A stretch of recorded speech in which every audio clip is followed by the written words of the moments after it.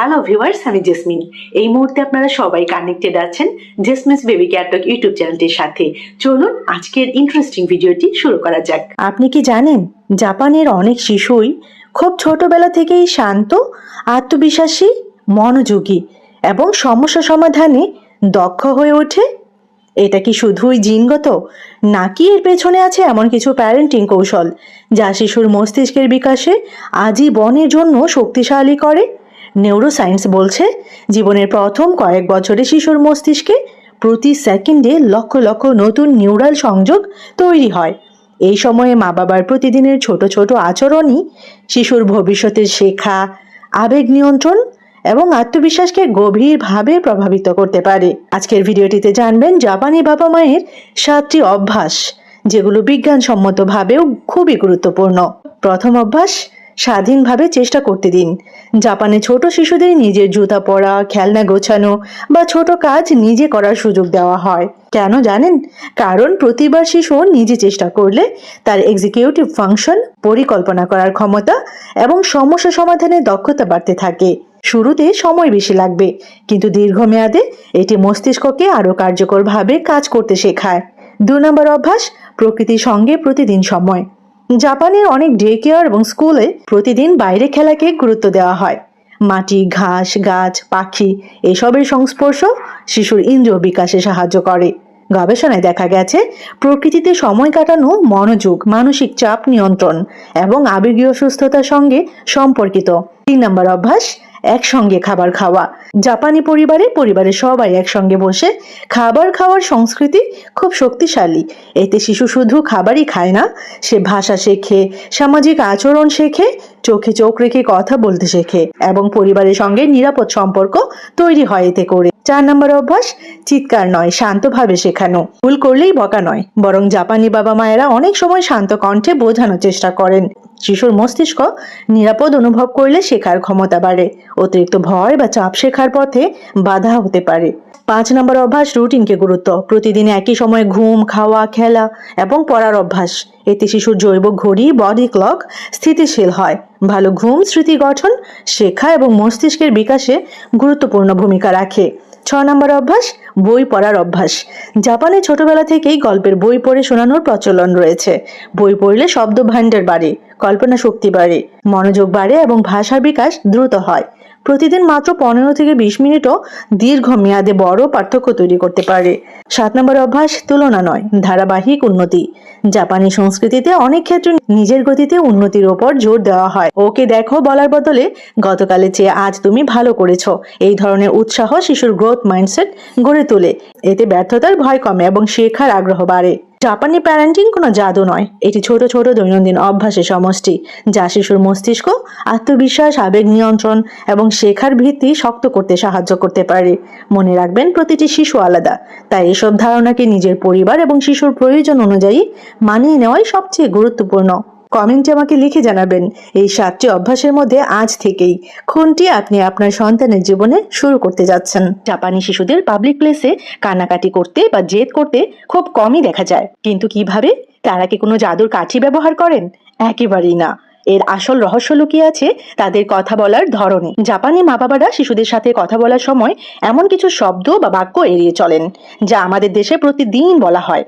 আজকের ভিডিওতে আমরা আধুনিক চাইল্ড সাইকোলজি এবং জাপানি সংস্কৃতির আলোকে এমন 5টি কথা জানবো যা জাপানি মা বাবারা তাদের সন্তানদের কখনোই বলেন না। প্রথম কথা, দেখো ও কত ভালো করছে, তুমি কেন পারো না? তুলনা করা। জাপানি প্যারেন্টিং এ শিটসোকে ডিসিপ্লিন অত্যন্ত গুরুত্বপূর্ণ, কিন্তু তারা কখনোই সন্তানকে অন্য কোনো শিশুর সাথে তুলনা করেন না। কেন তারা এটা বলেন না? চাইল্ড সাইকোলজি অনুযায়ী অন্য শিশুর সাথে তুলনা করলে সন্তানের আত্মবিশ্বাস বা সেলফ এস্টিম পুরোপুরি ভেঙে যায়। জাপানিরা বিশ্বাস করেন প্রতিটি শিশুই ইউনিক, আলাদা। তারা কি করেন? তারা অন্যের সাথে তুলনা না করে শিশুর নিজের অতীতের পারফরম্যান্সের সাথে তুলনা করেন। যেমন, তুমি আগের চেয়ে অনেক ভালো করছো। 2 নম্বর কথা, তুমি এটা পারবে না, দাও আমি করে দিই। অতি সুরক্ষা। জাপানে খুব ছোটবেলা থেকেই শিশুদের নিজের কাজ নিজে করতে শেখানো হয়। এমনকি প্রাইমারি স্কুলের বাচ্চারা নিজেরাই হেঁটে স্কুলে যায় এবং নিজেদের ক্লাসরুম নিজেরাই পরিষ্কার করে। কেন জাপানিরা এই কথাটা বলেন না? গবেষণায় দেখা গেছে সন্তানকে অতিরিক্ত সাহায্য করলে তারা সিদ্ধান্তহীনতা এবং পরনির্ভরশীলতায় ভোগে। জাপানিরা কি করেন? জাপানি মা বাবারা বলেন, তুমি চেষ্টা করো, ভুল হলে আমি তো আছি। তারা সন্তানকে ভুল করার সুযোগ দেন যাতে সে নিজে থেকে শিখতে পারে। 3 নম্বর কথা, আমি যা বলেছি সেটাই শেষ কথা, স্বৈরাচারী আচরণ। বাচ্চারা কোনো ভুল করলে জাপানি মা বাবারা চিৎকার করে বা রাগ দেখিয়ে নিজেদের সিদ্ধান্ত চাপিয়ে দেন না বাচ্চার উপর। কেন বলেন না তারা এরকমটা? হার্ভার্ড ইউনিভার্সিটির একটি গবেষণায় দেখা গেছে অতিরিক্ত কঠোর বা ডমিনেটিং প্যারেন্টিং শিশুর মস্তিষ্কের বিকাশে নেতিবাচক প্রভাব ফেলে এবং তাদের জেদি করে তোলে। জাপানিরা কি করেন তাহলে? জাপানিরা ইকোজি বা যৌথ অনুভূতির ওপর জোর দেন। তারা সন্তানকে জিজ্ঞেস করেন, তুমি এটা কেন করলে? এটা করলে অন্যের কেমন লাগতে পারে? তারা যুক্তি দিয়ে সন্তানকে ভুলটা বুঝতে সাহায্য করেন। 4 নম্বর কথা, তুমি সব সময়ই এমন দুষ্টুমি করো, লেভেলিং করা। আমরা অনেক সময় রাগের মাথায় সন্তানকে দুষ্টু, গাধা বা অলস বলে লেভেল করে ফেলি। জাপানি মায়েরা এই ভুলটি কখনোই করেন না। কেন বলেন না? সাইকোলজিতে একে বলা হয় সেলফ ফুলফিলিং প্রফেসি। আপনি সন্তানকে বারবার যা বলবেন তার অবচেতন মন নিজেকে ঠিক তেমনই ভাবতে শুরু করবে। তারা কি করেন? জাপানি প্যারেন্টিংয়ে শিশুর সত্তাকে আঘাত করা হয় না, বরং তার নির্দিষ্ট ভুল কাজটিকে সংশোধন করা হয়। তারা বলেন না তুমি খারাপ, তারা বলেন তোমার এই কাজটি ঠিক হয়নি। Last but not the least, 5 number কথা, কান্না থামাও, না হলে কিন্তু পুলিশে দেব। ভয় দেখানো বা মিথ্যা বলা। সন্তানকে শান্ত করার জন্য কোনো কাল্পনিক ভয় বা মিথ্যা আশ্বাস জাপানি মায়েরা দেন না। কেন বলেন না? ভয় দেখিয়ে সাময়িক কাজ হাসিল হলেও দীর্ঘমেয়াদে শিশুর মনে এক ধরনের নিরাপত্তাহীনতা তৈরি হয় এবং মা বাবার উপর থেকে তাদের বিশ্বাস চলে যায়। তারা কি করেন? জাপানি মা বাবারা শিশুর আবেগকে অবমূল্যায়ন করেন না। বাচ্চা কাঁদলে তারা তাকে জড়িয়ে ধরেন, স্কিনশিপ, এবং শান্ত হলে নরম সুরে কথা বলেন। জাপানি সংস্কৃতিতে মা এবং সন্তানের এই শারীরিক এবং মানসিক বন্ধনকে বলা হয় আমায়ে। আপনারা অলরেডি জানেন আমায়ে সম্পর্কে আমি বেশ কিছু ইনফরমেশন আমার আগের অনেকগুলো ভিডিওতে আমি শেয়ার করেছি। যারা যারা সেই ভিডিওগুলো চেক করেননি, এখনই গিয়ে সেই ভিডিওগুলো চেক করে আসবেন আরো অনেক ইনডেপথ ইনফরমেশন জানার জন্য। তাহলে বুঝতেই পারছেন জাপানি শিশুদের শান্ত এবং বুদ্ধিমান হওয়ার পেছনে কোনো জাদু নেই, আছে মা বাবার অপরিসীম ধৈর্য এবং সঠিক শব্দের ব্যবহার। এই সেগমেন্টে আরো বেশ কিছু ইন্টারেস্টিং ইনফরমেশন আপনাদেরকে জানাতে যাচ্ছি। রাস্তায় বা শপিং মলে কান্নাকাটি করা, খেলনার জন্য মাটিতে গড়াগড়ি খাওয়া, কিংবা মোবাইল না দিলে চিৎকার করা। আপনার সন্তানও কি এমন ট্যান্ট্রাম বা জ্যাদ করে? আর এই জ্যাদ সামলাতে গিয়ে আপনি কি রোজ ক্লান্ত হয়ে পড়ছেন? কিন্তু আপনি কি জানেন জাপানি শিশুরা জনসম্মুখে কখনো এমন জেদ বা কান্নাকাটি করে না। তারা মাত্র 3 থেকে 4 বছর বয়সেই নিজের প্লেট নিজে ধুয়ে ফেলে, জুতো গুছিয়ে রাখে এবং পড়াশোনায় হয় অসম্ভব বুদ্ধিমান। এটা কিন্তু কোনো বংশগত বিষয় নয়, বরং জাপানি মা বাবার প্রতিদিনের একটি বিশেষ রুটিন এবং 3টি জাদুকরী সাইকোলজিক্যাল ট্রিক্স। ভিডিওর এই সেগমেন্টে আমি আপনাদের সাথে শেয়ার করব জাপানিজ সেই সিক্রেট রুটিন নিয়ে, যা আপনার সন্তানের জেদ দূর করবে, তাকে করবে অত্যন্ত ডিসিপ্লিনড এবং একজন জিনিয়াস চাইল্ড। ভিডিওর প্রতিটি সেকেন্ড কিন্তু আপনার প্যারেন্টিং জার্নি বদলে দেবে। সেই জন্যই মনোযোগ দিয়ে শেষ পর্যন্ত দেখুন ভিডিওটি, শেষ পর্যন্ত শুনুন ভিডিওটি। প্রথমেই বলবো বাচ্চার ট্যান্ট্রাম বা জ্যাদ কমানোর জাপানি টেকনিক, নো ট্যান্ট্রাম ফর্মুলা। বাচ্চা যখন অতিরিক্ত কান্নাকাটি বা জ্যাদ করে তখন আমাদের দেশের মা বাবারা সাধারণত রেগে যান, মারধর করেন বা ধমক দেন। কিন্তু জাপানি মায়েরা দুটো চমৎকার পদ্ধতি ব্যবহার করেন, আমায়ে বা নিঃশর্ত স্পর্শ।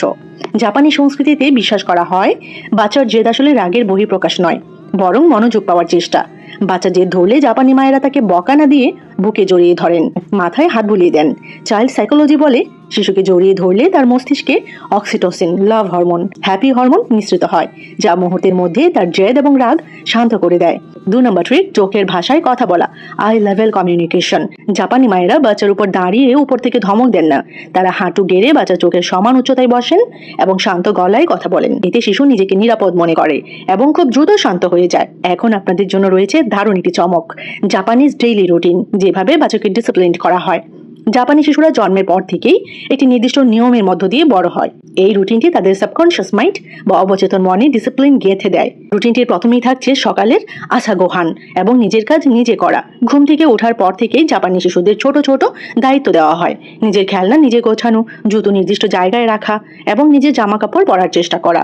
জাপানি মায়েরা বাচ্চার কাজ নিজে করে দিয়ে তাদের পঙ্গু বানান না, বরং দূর থেকে পর্যবেক্ষণ করেন। রুটিনটির 2 নম্বরে থাকছে শিতসোকে বা সামাজিক নিয়মের রুটিন। জাপানি স্কুল এবং ঘরে প্রতিদিন একটি নির্দিষ্ট সময় রাখা হয় যেখানে শিশুরা চারপাশ পরিষ্কার করার কাজ করে। একে তারা কাজ মনে করে না, বরং আনন্দের সাথে খেলে খেলে করে। এর ফলে খুব ছোটবেলা থেকেই তাদের মধ্যে দায়িত্বশীলতা এবং নিয়মানুবর্তিতা তৈরি হয়। জিনিয়াস বেবি ট্রিক্স আপনাদের সাথে শেয়ার করব, বুদ্ধিমান বানানোর জাপানির গোপন রহস্য, গোপন সূত্র। জাপানি শিশুদের বুদ্ধিমত্তা এবং একাগ্রতা বিশ্বজুড়ে প্রশংসিত। এর পেছনে রয়েছে চাইল্ড সাইকোলজি নিয়ে তৈরি দুটো চমৎকার ট্রিক্স। প্রথম ট্রিক, ছবির বই পড়ার রুটিন, ইহোনো যাকে বলা হয়। জাপানি মায়েরা প্রতিদিন ঘুমানোর আগে অন্তত 15 মিনিট সন্তানকে ছবির বই পড়ে শোনান। তবে তারা শুধু রিডিং পড়েন না, তারা বাচ্চাকে জিজ্ঞেস করেন, আচ্ছা এই খরগোশটা এখন কোথায় যাচ্ছে বলো তো, অথবা পাখিটার মন খারাপ কেন। এই ইন্টারঅ্যাক্টিভ রিডিং বাচ্চার মস্তিষ্কের নিউরনগুলোকে সচল করে এবং তাদের কল্পনা শক্তি ও আইকিউ অবিশ্বাস্যভাবে বাড়িয়ে দেয়। 2 নম্বর ট্রিকটি হচ্ছে 5 মিনিটের প্রশংসা পদ্ধতি, দ্য 5 মিনিট প্রেজ ট্রিক। জাপানিরা বাচ্চার মেধা বা চেহারার প্রশংসা করেন না, তারা প্রশংসা করেন বাচ্চার চেষ্টার। যেমন তুমি খুব বুদ্ধিমান, এভাবে না বলে তারা বলেন, তুমি আজ ড্রয়িংটা শেষ করতে অনেক চেষ্টা করেছো, আমি তোমার এই চেষ্টা দেখে খুব খুশি হয়েছি। গবেষণায় দেখা গেছে চেষ্টার প্রশংসা করলে বাচ্চার ব্রেইন নতুন নতুন চ্যালেঞ্জ নিতে ভয় পায় না এবং সে একজন জিনিয়াস হিসেবে গড়ে ওঠে। তাহলে বুঝতেই পারছেন, একটি শান্ত, ডিসিপ্লিনড এবং বুদ্ধিমান শিশু গড়ে তোলার চাবিকাঠি কোনো দামি খেলনা বা শাসন নয়, বরং আপনার দেওয়া একটু সময়, স্পর্শ এবং সঠিক routine. Our hearts beat to the city streets. We began to feel the fire. We rise like tall buildings as the chemicals they take us higher. The night's young and it's just begun. ভিডিওটি যদি ভালো লাগে অবশ্যই একটি like করে দিবেন, share করে দিবেন আপনার সোশ্যাল মিডিয়া প্ল্যাটফর্মে। সবাই ভালো থাকবেন, বাচ্চাদেরকে ভালো রাখবেন। আল্লাহ হাফিজ।